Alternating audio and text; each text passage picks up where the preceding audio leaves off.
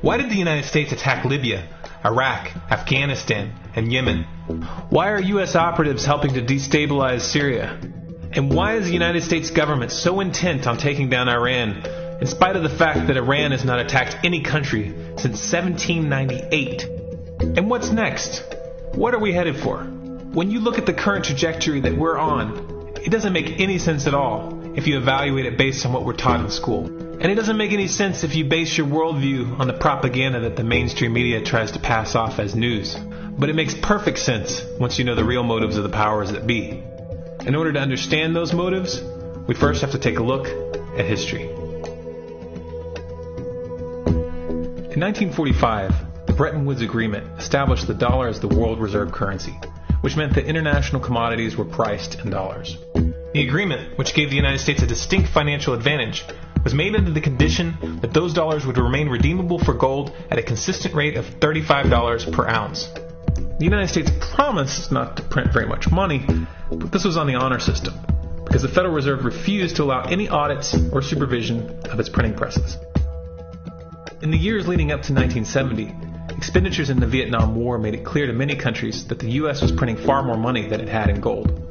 And in response, they began to ask for their gold back. This, of course, set off a rapid decline in the value of the dollar. The situation climaxed in 1971 when France attempted to withdraw its gold and Nixon refused. On August 15th, he made the following announcement. I have directed the Secretary of the Treasury to take the action necessary to defend the dollar against the speculators. I have directed Secretary Connally to suspend temporarily the convertibility of the dollar into gold or other reserve assets, except in amounts and conditions determined to be in the interest of monetary stability and in the best interest of the United States. This was obviously not a temporary suspension, as he claimed, but rather a permanent default. And for the rest of the world who had entrusted the United States with their gold, it was outright theft.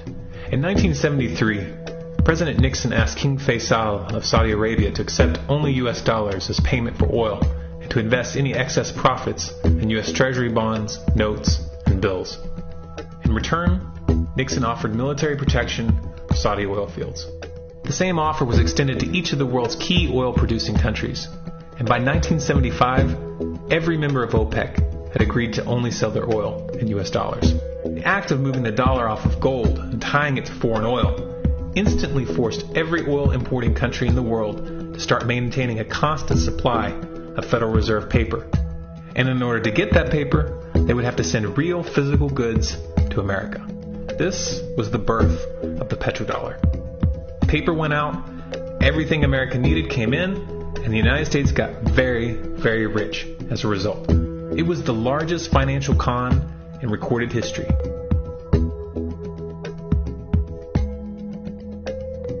The arms race of the Cold War was a game of poker. Military expenditures were the chips, and the U.S. had an endless supply of chips. With the petrodollar under its belt, it was able to raise the stakes higher and higher, outspending every other country on the planet, until eventually U.S. military expenditures surpassed that of all other nations in the world combined. The Soviet Union never had a chance. The collapse of the communist bloc in 1991 removed the last counterbalance to American military might. The United States was now an undisputed superpower with no rival. Many hoped that this would mark the beginning of a new era of peace and stability. Unfortunately, there were those in high places who had other ideas. Within that same year, the U.S. invaded Iraq in the first Gulf War. And after crushing the Iraqi military and destroying their infrastructure, including water purification plants and hospitals, crippling sanctions were imposed which prevented that infrastructure from being rebuilt. These sanctions, which were initiated by Bush Sr. and sustained throughout the entire Clinton administration, lasted for over a decade and were estimated to have killed over 500,000 children. The Clinton administration was fully aware of these figures. We have heard that 500,000 children have died. I mean, that's more children than died in Hiroshima. And you know, is the price worth it? I think this is a very hard choice, but we think the price is worth it. Miss Albright, what exactly was it that was worth killing 500,000 kids for? In November of 2000, Iraq began selling its oil exclusively in euros. This was a direct attack on the dollar and on U.S. financial dominance, and it wasn't going to be tolerated. In response, the U.S. government, with the assistance of the mainstream media, began to build up a massive propaganda campaign claiming that Iraq had weapons of mass destruction and was planning to use them. In 2003, the U.S. invaded, and once they had control of the country, oil sales were immediately switched back to dollars. This is particularly notable due to the fact that switching back to the dollar meant a 15 to 20% loss in revenue due to the euro's higher value. It doesn't make any sense at all unless you take the petrodollar into account. So I came back to see him a few weeks later, and by that time we were bombing in Afghanistan. I said, "Are we still going to war with Iraq?" And he said, "Oh, it's worse than that." He said, he reached over on his desk, he picked up a piece of paper, he said, I just got this down from upstairs, meaning the Secretary of Defense's office today, and he said, "This is a memo that describes how we're going to take out 7 countries in 5 years, starting with Iraq and then Syria, Lebanon, Libya, Somalia, Sudan, and finishing off Iran. Let's take a look at the events of the past decade and see if you see a pattern. In Libya, Gaddafi was in the process of organizing a bloc of African countries to create a gold-based currency called the dinar, which they intended to use to replace the dollar in that region. U.S. and NATO forces helped destabilize and topple the Libyan government in 2011, and after taking control of the region, U.S. armed rebels executed Gaddafi in cold blood and immediately set up the Libyan Central Bank. Iran has been actively campaigning to pull oil sales off of the dollar for some time now, and it has recently secured agreements to begin trading its oil in exchange for gold. In response, the U.S. government, with mainstream media assistance, has been attempting to build international support for military strikes on the pretext of preventing Iran from building a nuclear weapon. In the meantime, they established sanctions which U.S. officials openly admit are aimed at causing a collapse of the Iranian economy. Syria is Iran's closest ally, and they are bound by mutual defense agreements. The country is currently in the process of being destabilized with covert assistance from NATO, and though Russia and China have warned the United States not to get involved, the White House has made statements within the past month indicating that they are considering military intervention. It should be clear that military intervention in Syria and Iran isn't being considered. It's a foregone conclusion, just as it was in Iraq and Libya. The U.S. is actively working to create the context which gives them the diplomatic cover to do what they already have planned. The motive for these invasions and covert actions becomes clear when we look at them in their full context and connect the dots. Those who control the United States understand that even if a few countries begin to sell their oil in another currency, it will set off a chain reaction and the dollar will collapse. They understand that there is absolutely nothing else holding up the value of the dollar at this point, and so does the rest of the world.